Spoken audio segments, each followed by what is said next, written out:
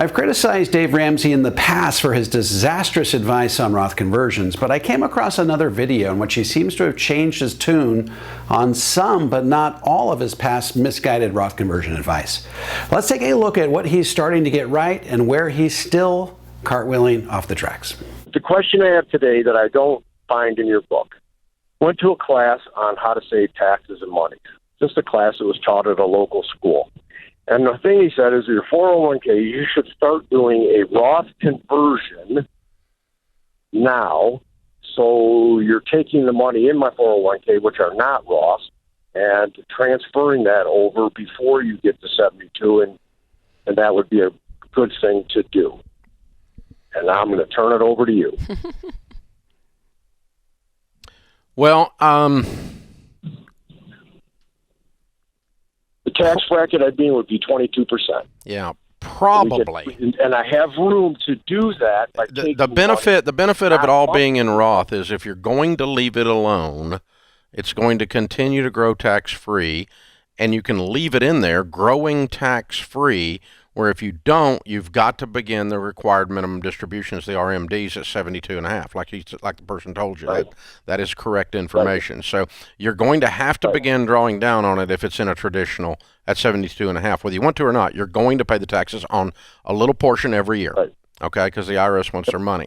So if instead you have moved it to a Roth by then, all at once or a little bit at a time over 5 years or whatever, you've already paid all your taxes at that point, and it will grow tax-free from then on. If you're going to turn right around and pull it back out within a few months or a few years, then that doesn't do any good. If you're probably not really touching the money, it'll probably make sense to do that because you probably got another 20 years before the money's ever accessed really then, like to 85, okay?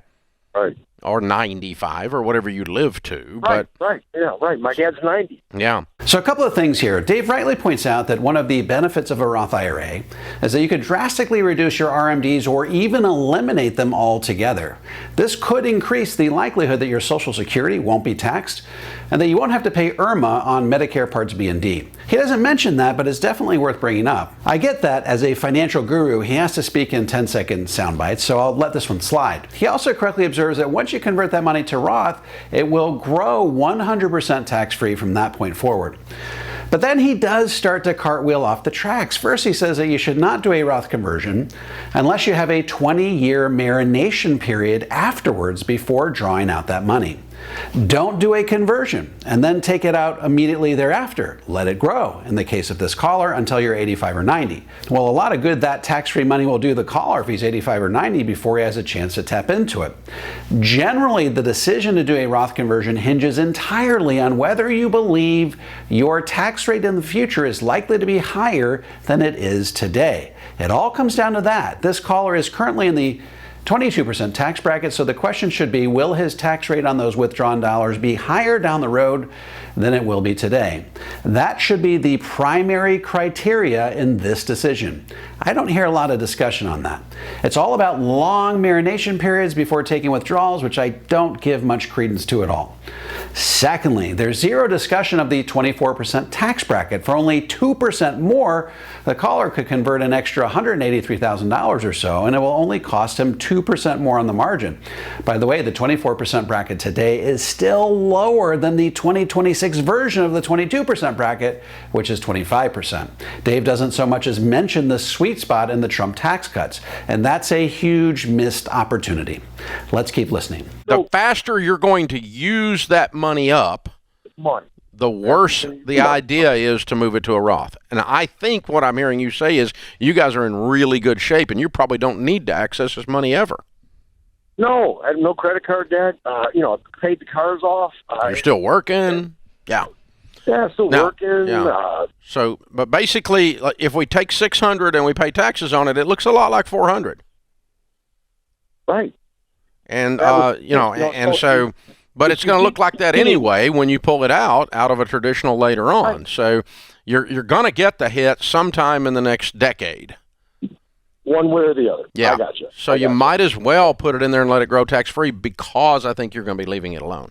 Okay, Dave rightly points out that the caller will be paying the tax sometime in the next decade when he takes RMDs, or right now if he does a Roth conversion.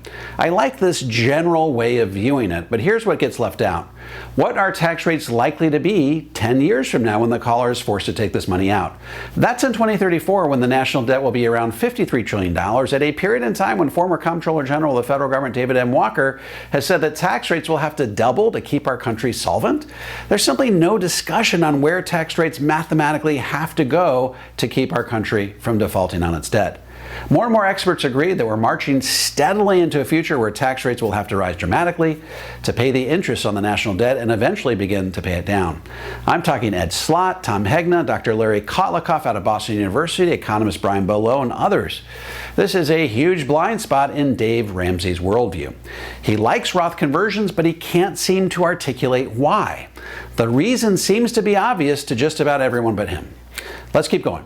Because when you start to transfer it, you have to have the ability to have the cash, though, to pay those taxes. Well, if you got that, then that's even better. But in his case, he would just use some of the money to pay the taxes. Yeah, he would reduce the balance from 600 down to he's going to give up 200,000 now or give it up later. The downside is you don't have the 200,000 that was going to taxes growing from now on. Through it, yes, exactly. Until you had to pull it out. But you got the required minimum distributions beginning at 72.5. Used to be 70.5 now anyway. Now, this was an interesting segment. Dave has always said you should only do a Roth conversion if you have the cash with which to pay the tax. In fact, his daughter Rachel seems to be reminding him of this. But here Ramsey is saying that yes, that is the preferred way of doing it, but if you don't have the cash with which to pay the tax, you should still do the Roth conversion. And that is the right move. So I don't know if Ramsey is making a policy shift here on the fly or if he unwittingly talked himself into a corner, but if he has in fact changed his view that you should not do a Roth conversion unless you have the cash with which to pay the tax, then I commend him for it. That's something with which I and Princeton PhD and retirement expert Wade Pfau, who wrote the foreword to my upcoming book, both agree. Let's keep watching. I don't think that's a bad suggestion. It's a weird suggestion because you don't hear that from the financial community very often. Why? Because they've been anti-Roth. Don't do a Roth if you're over 55 because it doesn't have time to grow. Oh, okay. And so, by and large, but I'm 61. I'm not touching mine. I moved everything into Roth years ago, and I put everything into Roth now, which is the same thing, really. Like our 401k here at the office, I dump all mine into a Roth 401k, and I pay the taxes and move the match over into Roth at the end of every year. And do Roth personally. So, all that. So, because I'm never going to touch that money. Yeah.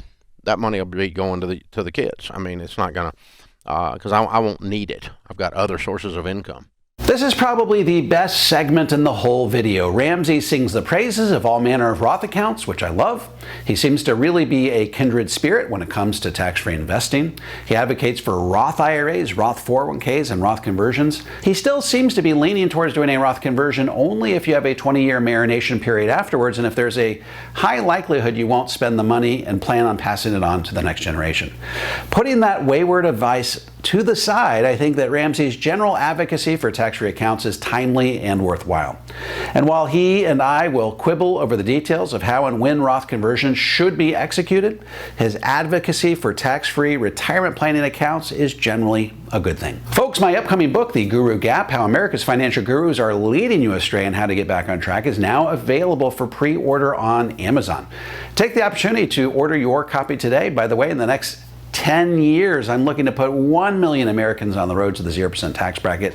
If you would like some help implementing a balanced, comprehensive approach to tax-free retirement that shields you from the impact of higher taxes down the road, head on over to davemcknight.com and click on the Connect with an Advisor button.